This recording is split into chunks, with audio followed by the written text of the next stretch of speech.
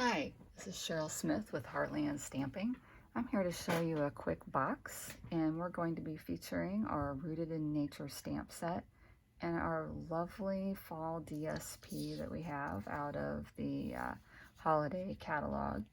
I really like this DSP. It's got the Cajun Craze and the mint macaron, the early espresso, and the crumb cake, and it's called Gilded Autumn Specialty DSP. It's specialty because it has lovely foil accents. You can see it here on the opposite side. This has got the gold in with the mint macaron. Super cute. Again, the stamp set that we're going to be using today is the Rooted in Nature, and that does come with some coordinating dies. We're going to be using one of them today, and I'll make sure I don't tilt this so that the glare doesn't stay on it. But there are some great dies in there, and let's go ahead and get started with our box. This is Cajun Craze cardstock, and the box is going to be 8.5 by 7 3/4. So that's what size I've already cut it, and then we're going to score it. So we're going to grab our trimmer, pull out the little arm.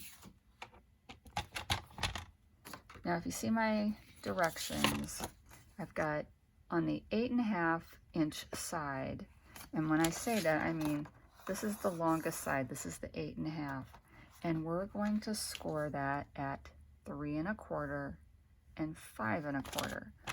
So let's put this in here.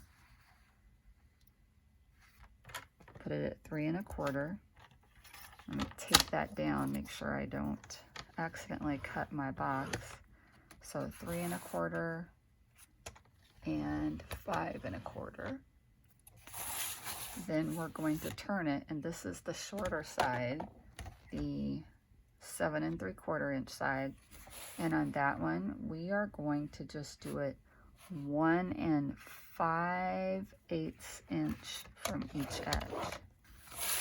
I'm just going to turn it around the other direction, put it at 1 5/8,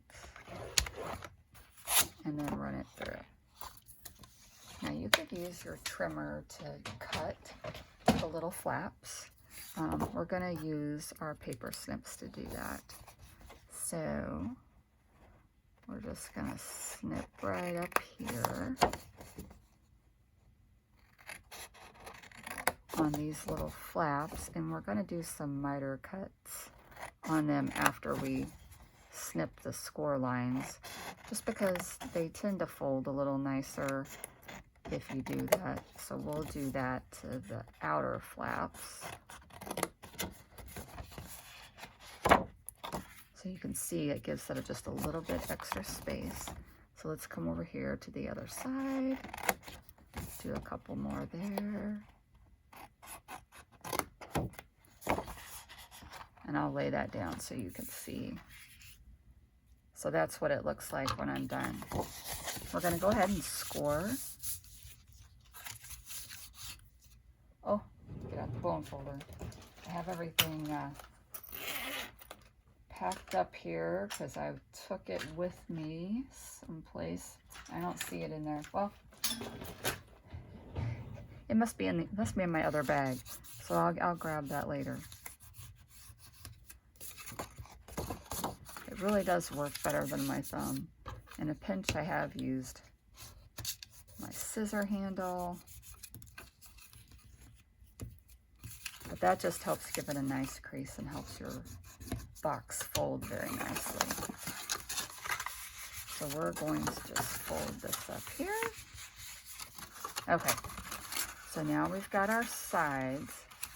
Like I said, we did the miter cuts so that it would fold a little better. And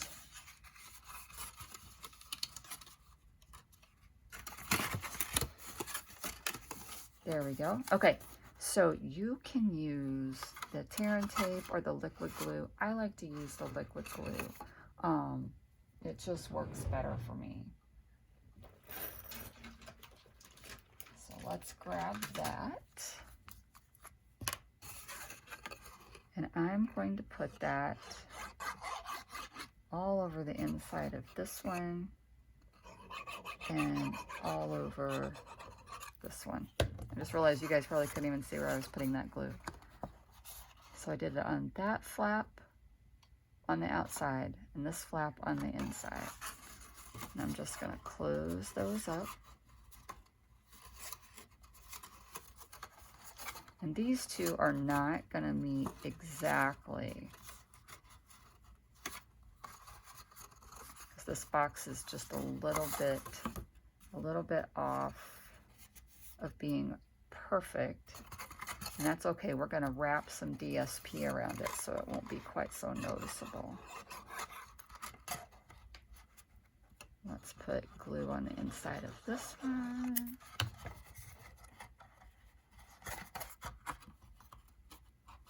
There we go. All right, so now we have our box body finished, and we're going to take our DSP. I didn't make the DSP big enough to go all the way around. Two reasons. One, this is 12 by 12 DSP, and I would have needed a piece that was just a little bit longer than that to meet in the middle. And we're going to actually put a frame over that. So I want this to be the front. So it won't matter if it can meet in the middle or not. We're just going to cover that little gap right up. I try not to score it ahead of time. I want to bend it, literally bend it around it so that it fits it just perfectly. When I've scored it ahead of time, sometimes it just doesn't match up quite right. So then I'm going to take my liquid glue, apply a little bit of that, and I'm going to put this strip of DSP just right in the middle of my box. So just kind of eyeball that. If you need to measure it, go ahead and measure it, but it'll be just fine eyeballed in there. I don't know if you noticed that. That was my lovely assistant hopping through the camera frame. You might have seen a tail flash by. Say hi to Bella. I guess she wanted to star in the video today. All right, so now we have this part of our box done. So we're gonna set this aside and we're gonna work on the pretty part, the front part. I've got some Stitched So Sweetly dies, and I already cut this one out. It's gonna go right here on the front. The Stitched So Sweetly have some nested rectangles that have scallops, and then it has some other shapes that are really cute. You guys are gonna see that.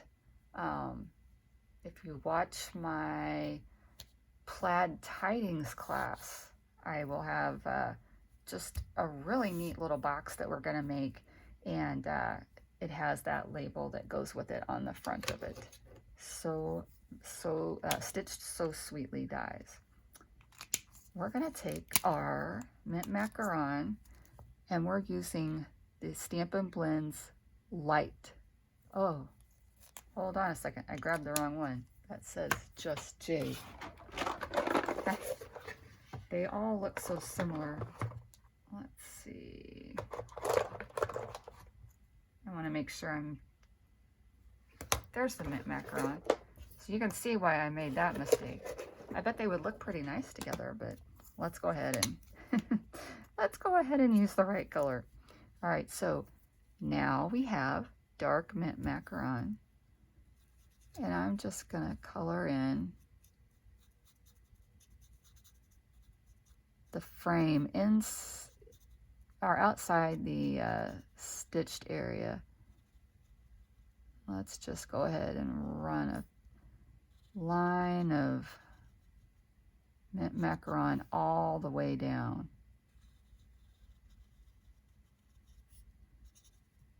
And it's not going to be perfect because we're doing it by hand. We want it to look very authentic. Because if we wanted to, we sure could buy one somewhere, but we want them to know we took the time to make this especially for them. So just run this down the inside of your stitches. And then come back and color in the scallops.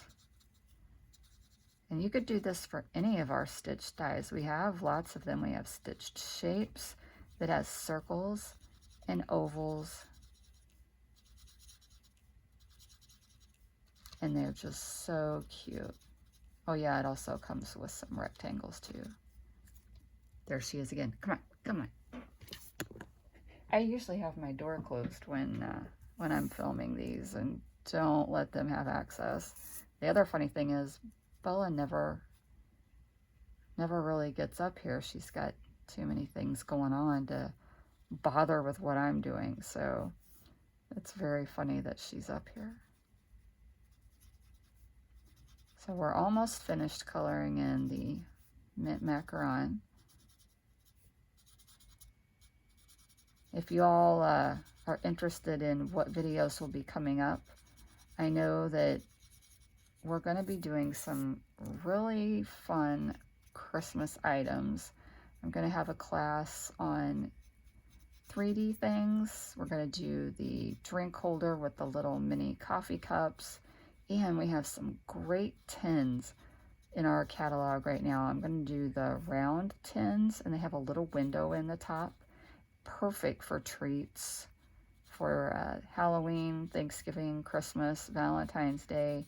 They come in a package of 4 for $12, and they are, like I said, they're tins, so they're not made out of paper. They're food safe. You can put candy in them, and they'll be really nice, especially if you aren't doing Halloween treats for the entire neighborhood this year. You aren't passing them out, but you do want to give some things to some of your closest neighbor kids, your favorites. Yes, we can say that.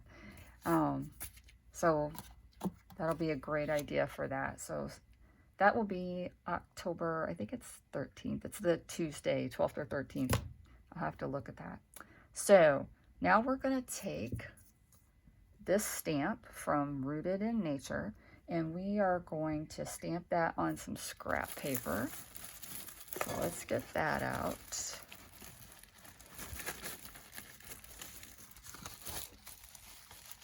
I think I must have already got it out because it's not in here. Uh-oh. That's all right. We'll just grab another one. I probably laid something down on top of it and we just can't see it. So, luckily I have a file drawer right next to me with all of my paper in it, and I can just grab whatever color I need right away. So we're going to open up our crumb cake ink pad, and then we're going to ink up our slice of tree. It's really cool. It has all the rings in it. It just looks like someone was cutting a log and they just showed us a slice. So that's it, stamped in crumb cake. And we're just going to set that over here because I already cut that out ahead of time. So I knew you guys were going to watch me color in. I didn't want you to have to watch me cutting that out as well. So let's grab another piece of scrap paper. We're going to do a few more little things. We've got a really cute saying, be strong, be happy, be you. And that's really a great saying for right now. Especially a lot of kids, I'm sure, are struggling with all of the rules because it is hard on the kids. So this would be a great thing to give them. Be strong, be happy, be you. That looks great in our early espresso.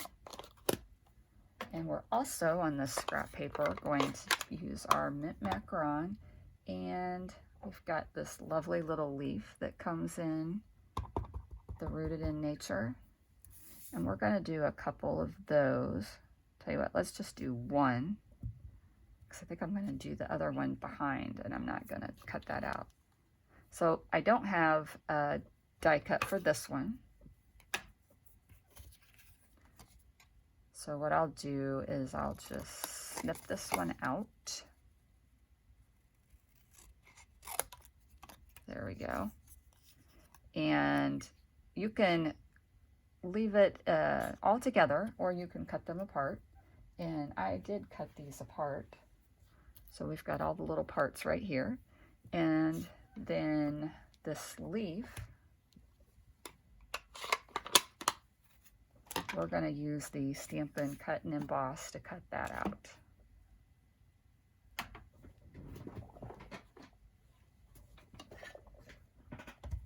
There we go. So the Stampin' Cut and Emboss is our new machine. The sides do fold up. And for this die cut, we're going to need platform number 1. You can see it's got the little number 1 right down here. And then this is number 2, and it's kind of like a little shim. It gives it enough height so that it will cut through. So we'll put that right here. And we're going to spit our leaf right over the top. And this is a nice open die. It's easy to see where the stem is. And we're just going to use a little washi tape to hold that still. Put our other cutting plate on to make our sandwich and roll that right through.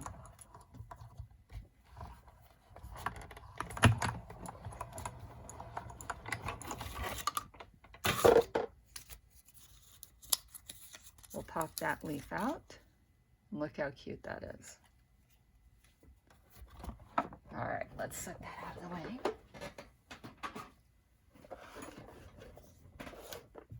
Now let's start to put our box front together. I think I do want to stamp one leaf flat coming from behind. So maybe a couple. We'll see how that looks. So let's get our mint macaron back out. And we're going to ink that up. And we're just going to stamp this little leaf right like that so that it's peeking out, and maybe we'll have one peek out from the top too.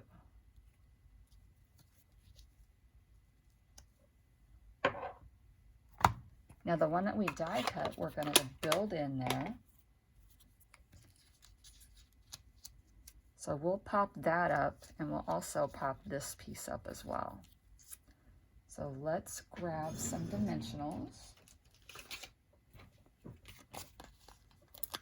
Dimensionals are these cute little foam pieces, and they enable you to lift up parts of your project just enough to give them some more focus. So we're going to do that. We're also going to put some on the back of this, and I might just put some across the side, and then we're going to try to figure out where we want to put these leaves. And I did die cut a couple more in case we wanted to have one coming off the bottom just a little bit. I think we'll do that. So let's put another couple dimensionals on this one. There we go. And this one, we're not going to have it sticking off very much because there's not that much margin for error on our box, but it'll stick off just a little bit. Now, like I said, the colors that coordinate with this are the espresso, early espresso, the Cajun Craze, mint macaron, and crumb cake. And you could have done this border in any of those colors. I really wanted to focus a lot on the mint. I like that color, and the box was already Cajun, so my other choices would have been for this frame to do it in the espresso or the crumb cake, but I knew I had these little letters that I was going to do in the espresso, and I didn't want anything to compete with them. So, oops, that one stuck right to my finger. So, all right, that's going to look good. We're going to put some liquid glue on there.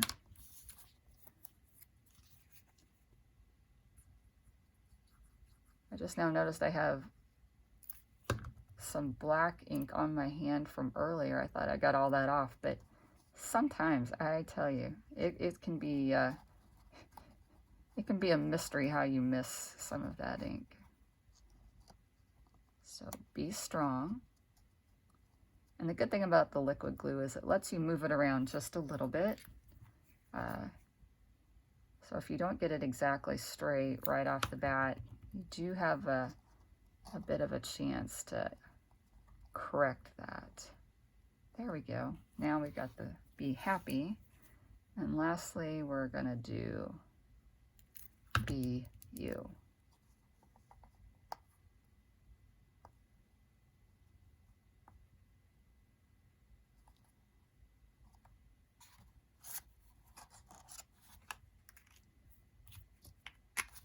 Okay, so now we just need to put the dimensionals on our scalloped rectangle from the Stitch So Sweetly dies, and then we'll be ready to put this on.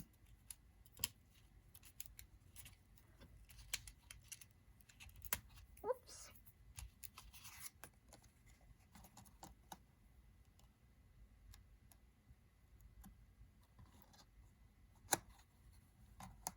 Now that is not quite straight.